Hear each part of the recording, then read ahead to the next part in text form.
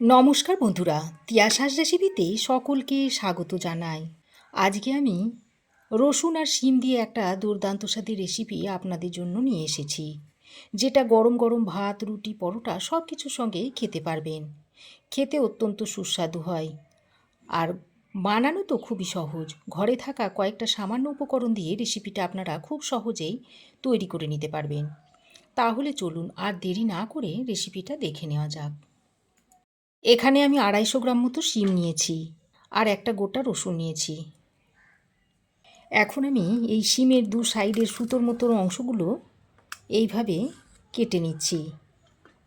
শিমের এই সুতোগুলোকে অবশ্যই কেটে ফেলে দেবেন, তা না হলে রান্নার পরে মুখে পড়লে খুবই অসুবিধা লাগে। তো এইভাবে আমি শিমের দু সাইডের সুতোগুলোকে ফেলে দেব। বন্ধুরা, শিমের অনেক রেসিপি আমার চ্যানেলে দেওয়া আছে, চাইলে আপনারা দেখে নিতে পারেন। তো শিমের দু সাইডের সুতোগুলো আমি ফেলে দিয়েছি। এবার আমি এই শিমগুলোকে এভাবে দুটো টুকরো করে নিচ্ছি।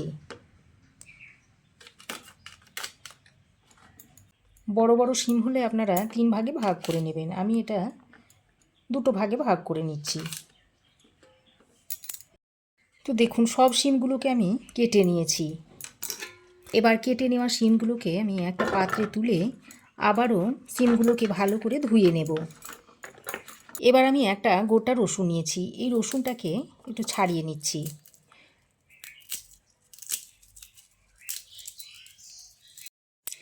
তো দেখুন, রসুনটাকে আমি ছাড়িয়ে নিয়েছি। এবার আমি এই রসুনের কোয়াগুলো একটা শিলের মধ্যে নিয়ে নিচ্ছি, সঙ্গে দুটো কাঁচা লঙ্কা দিয়ে দিচ্ছি। তারপর রসুন আর এই কাঁচা লঙ্কাটাকে একটু থেতো করে নিচ্ছি, তবে ঝালটা আপনারা আপনাদের পছন্দ মতো দেবেন। তো দেখুন, রসুন আর কাঁচা লঙ্কাটাকে আমি থেতো করে নিয়েছি। তারপর এই থেতো করা লঙ্কা আর রসুনটাকে একটা বাটির মধ্যে তুলে নিচ্ছি। এবার আমি রান্নাটা করার জন্য গ্যাস অন করে একটা কড়াই বসিয়ে দিয়েছি। তারপর এর মধ্যে খুব অল্প পরিমাণে ছোট কাপের 1 কাপ মতো জল দিয়ে দিচ্ছি। তারপর জলটা একটু হালকা গরম হলে এই কেটে ধুয়ে রাখা শিমগুলো আমি এর মধ্যে দিয়ে দিচ্ছি। এবার অল্প পরিমাণে একটু নুন দিয়ে দিচ্ছি। তারপর নুন আর শিমটা দিয়ে জলের সঙ্গে একটু ভালো করে নেড়েচেড়ে মিশিয়ে নিচ্ছি। তো দেখুন, খুব ভালো করে নেড়েচেড়ে মিশিয়ে নিয়েছি। এবার আমি একটা ঢাকনা লাগিয়ে 4-5 মিনিট মতো ভাপে সেদ্ধ করে নেব। তো ঢাকা দিয়ে আমি শিমগুলোকে 4-5 মিনিট মতো ভাপে সেদ্ধ করে নিয়েছি। আর দেখুন, পুরো জলটাই শুকিয়ে গেছে।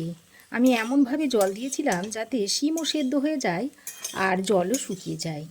এবারে এই শিমগুলোকে একটা প্লেটের মধ্যে ঢেলে নিচ্ছি।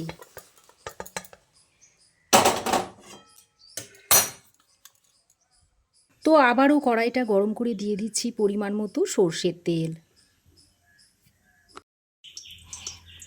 এবার তেল ভালোভাবে গরম হয়ে এলে এর মধ্যে দিয়ে দিচ্ছি ছোট চামচের 1 চামচ মতো কালো জিরে, আর দিয়ে দিচ্ছি একটা শুকনো লঙ্কা। কালো জিরে আর শুকনো লঙ্কাটা দিয়ে এবার ফোড়নটাকে কিছুক্ষণ ভেজে নিচ্ছি। ফোড়ন কিছুক্ষণ ভেজে নিয়ে এবার থেতো করা কাঁচা লঙ্কা রসুনটা দিয়ে দিচ্ছি। তারপর রসুন আর কাঁচা লঙ্কাটা দিয়ে নেড়ে চেড়ে ভালো করে মিশিয়ে নিচ্ছি। তো রসুন আর কাঁচা লঙ্কাটা দিয়ে ভালো করে নেড়ে চেড়ে মিশিয়ে নিয়ে রসুনের মধ্যে একটু হালকা বাদামি কালার এসে গেলে এবার আমি এর মধ্যে দিয়ে দিচ্ছি একটা মিডিয়াম সাইজের কুচনো পেঁয়াজ। এখন পেঁয়াজটাকে দিয়ে আরও কিছুক্ষণ নেড়ে চেড়ে ভেজে নিচ্ছি। তো পেঁয়াজ কুচিটা দিয়ে রসুনের সঙ্গে আরও কিছুক্ষণ ভেজে নিয়েছি, আর পেঁয়াজটা দেখুন অনেকটাই নরম হয়ে গেছে। এইবার এই পর্যায়ে আমি সেদ্ধ করে রাখা শিমগুলোকে দিয়ে দিচ্ছি। শিমগুলো দিয়ে আরও একবার ভালো করে নেড়েচেড়ে মিশিয়ে নিচ্ছি। তো শিমগুলো দিয়ে আবারও ভালো করে নেড়েচেড়ে মিশিয়ে নিয়ে এবার আমি এর মধ্যে দিয়ে দিচ্ছি স্বাদ মতো নুন, আর দিয়ে দিচ্ছি একটু হলুদের গুঁড়ো। নুন আর হলুদের গুঁড়োটা দিয়ে শিমের সঙ্গে ভালো করে নেড়েচেড়ে মিশিয়ে নিচ্ছি। তো শিমগুলো দিয়ে খুব ভালোভাবে মিশিয়ে নিয়ে এবার আমি একটা ঢাকনা লাগিয়ে 3 থেকে 4 মিনিট মতো রান্না করে নেব। এদিকে রান্নাটা হতে হতে এদিকে আমি একটা বাটির মধ্যে নিয়ে নিচ্ছি 1/2 চামচ হলুদ সর্ষে আর 1/2 চামচ দিয়ে দিচ্ছি কালো সর্ষে। এবার এটাকে জল দিয়ে এই রকম একটু মিহি করে বেটে নিয়েছি। এবার এদিকে দেখুন ঢাকা দিয়ে আমি সিমটাকে 3-4 মিনিট মতো রান্না করে নিয়েছি।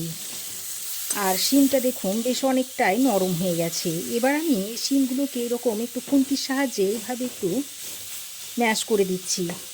আর এমনভাবে ম্যাশ করে দিতে হবে যেন একেবারে গলেও না যায়, আবার গোটা গোটাও না থাকে, যেন মুখে দিলে বুঝতে পারা যায় যে শিম খাচ্ছি। তো এইভাবে একটু খুন্তির সাহায্যে ম্যাশ করে নিচ্ছি। বন্ধুরা, শিমের রেসিপি তো আপনারা অনেকভাবেই খেয়েছেন। এইভাবে একবার রসুন দিয়ে শিমের রেসিপিটা খেয়ে দেখুন। সকাল কিংবা রাতে গরম ভাতের সঙ্গে খেতে দারুণ লাগে, আর এটা খেতে অসম্ভব টেস্টি হয়। শীত চলে যাবার আগে অবশ্যই একবার আপনারা এইভাবে শিমের রেসিপিটা তৈরি করে খেয়ে দেখুন। তো দেখুন সব শিমগুলোকে আমি খুন্তির সাহায্যে এইভাবে ম্যাশ করে নিয়েছি। এবার আমি যে সর্ষেটা জল দিয়ে বেটে নিয়েছিলাম সেটার মধ্যে দিয়ে দিচ্ছি। আর এই সর্ষের বাটিতে অল্প পরিমাণে জল নিয়ে সেটা ওখানে দিয়ে দিলাম। তারপর শিমের সঙ্গে খুব ভালো করে নেড়ে চেড়ে মিশিয়ে নিচ্ছি। খেতে অত্যন্ত সুস্বাদু হয় আর দারুণ টেস্টি খেতে হয়। শীত চলে যাবার আগে অন্তত একবার তৈরি করে খেয়ে দেখুন। তো সর্ষে বাটাটা দিয়ে আবারও শিমের সঙ্গে ভালো করে নেড়ে চেড়ে মিশিয়ে নিয়ে এবার আমি আবারও ঢাকনা লাগিয়ে 2 মিনিট মতো রান্না করে নেব। তো দেখুন বন্ধুরা, ঢাকা দিয়ে আমি আরও 2 মিনিট মতো রান্না করে নিয়েছি। আর রান্নাটা দেখুন প্রায় হয়েই এসেছে। এবার আমি এখানে স্বাদ অনুযায়ী একটু চিনি দিয়ে দিচ্ছি। তবে রান্নাতে যারা চিনি খেতে একেবারেই অপছন্দ করেন তারা কিন্তু নাও দিতে পারেন, তবে চিনিটা দিলে খুবই টেস্টি হয়।